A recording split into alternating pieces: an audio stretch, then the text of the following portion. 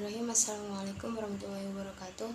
Alhamdulillah di sini saya akan melanjutkan review dari buku Rekonstruksi Sejarah Al-Quran karyanya Taufik Adnal Amala. Adapun di bagian ketiga ini stabilisasi teks dan bacaan Al-Quran. Nah, pada bagian ini terdiri dari dua bab yang mana mengungkapkan sebagai proses yang mengarah dan berujung pada stabilisasi Al-Quran. Nah, di bab 8 ini mengenai penyempurnaan ortografi Al-Quran.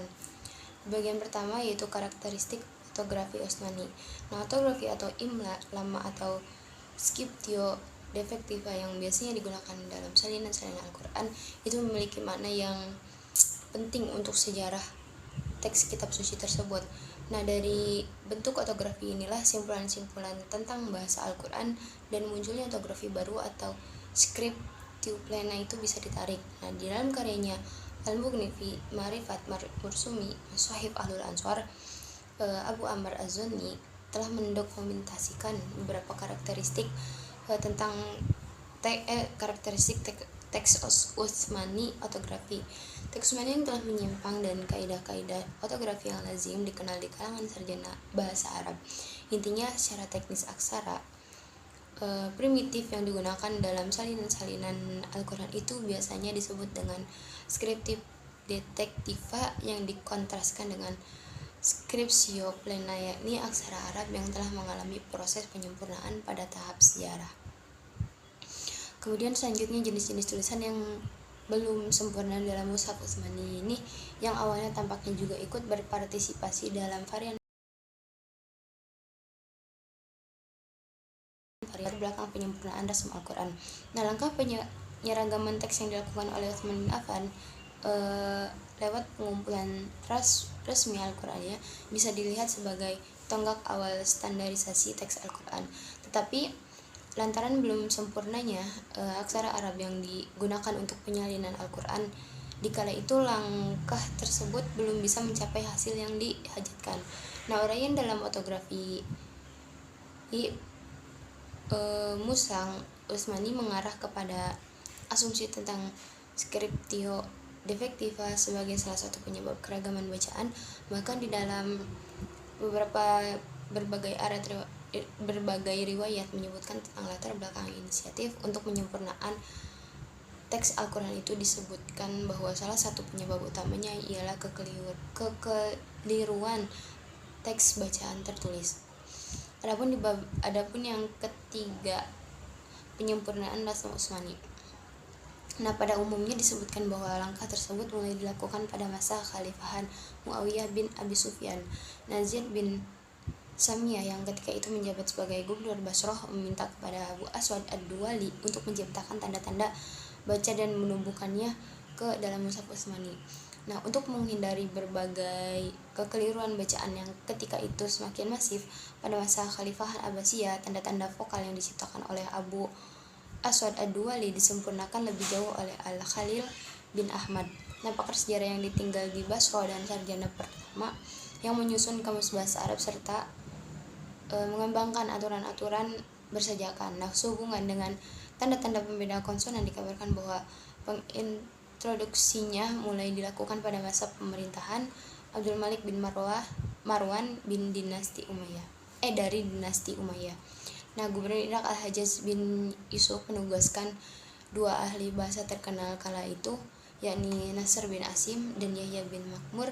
Keduanya merupakan murid dari Abu Aswad Ad-Duwali untuk melanjutkan pekerjaan gurunya, yakni menyempurnakan aksara bahasa Arab, terlebih khususnya di dalam mengupayakan pembelaan konsonan yang bersimbol sama di dalam bahasa Arab. Nah, adapun di buku The History of Quranic Text ini di bab 9 mengenai sejarah ilmu tulisan Arab kuno. Nah, adapun bagian pertama itu adalah latar belakang sejarah karakteristik bahasa Arab. Nah, menurut Dr. Jum'ah, telaah kajian menyeluruh yang dilakukan oleh para ilmuwan telah membuktikan bahwa bahasa Arab itu mengambil tulisan dari Nabatean. Nah, dalam masalah ini dia mengutip dari sejumlah ilmuwan seperti Abbott dan Vincent atau Abbott menyebutkan bahwa skrip Arab yang digunakan pada awal permulaan Islam adalah perkembangan dari tulisan Arab yang digunakan sebelum Islam.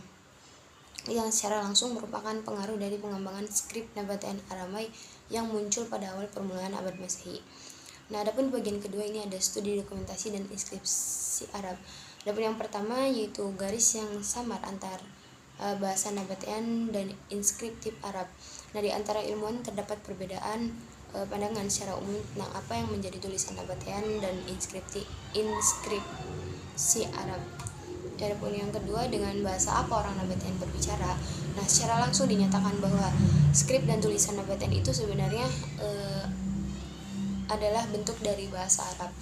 Jika orang nabataean berbicara dalam bahasa Arab, lantas siapa yang memberikan nama bahasa nabataean? Apakah ada bukti bahwa mereka menyebut bahasa mereka sebagai bangsa nabataean? Nah, bahasa Arab dan tulisannya dalam bentuk primitifnya itulah yang melahirkan bahasa nabataean dan kemungkinan besar muncul sebelum bahasa Syriac. Adapun yang ketiga, bahasa Arab kuno memiliki alfabet yang jelas. Nah, ada beberapa inskripsi Arab dari abad ke-6 Masehi yang menyerupai tulisan yang digunakan pada abad pertama Hijrah atau 7 Masehi. Yang keempat ada kemunculan beberapa skrip dan masalah penanggalan mushaf kufi. Nah, 4 contoh skrip kufi itu dibukukan memberi penegasan bahwa walaupun pada abad pertama Hijrah skrip kufi sudah mendapatkan tempat di beberapa negara muslim.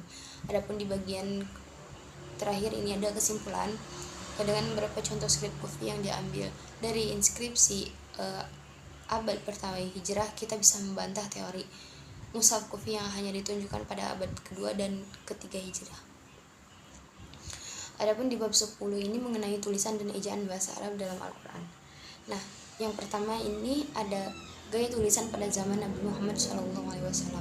Nah, banyak sekali bukti mengenai perbedaan dalam gaya tulisan pada zaman permulaan Islam, seperti kana yang ditulis kawana dan hatta yang dieja hatta dan sebagainya. Adapun yang kedua yakni kajian tentang autografi atau ejaan mushaf Utsmani. Nah, telah banyak buku yang menyinggung tentang ejaan yang janggal dalam mushaf Utsmani ini. Penerbit modern dengan mendasarkan naskahnya pada autografi mushaf Utsmani yang resmi telah menyediakan rujukan yang banyak tentang ketentuan ejaan yang berlaku pada masa awal Islam atau abad pertama Hijrah. Ya, mungkin itu yang bisa saya sampaikan, kurang dan kurangnya mohon maaf. Wabillahi taufiq wal hidayah. Wassalamualaikum warahmatullahi wabarakatuh.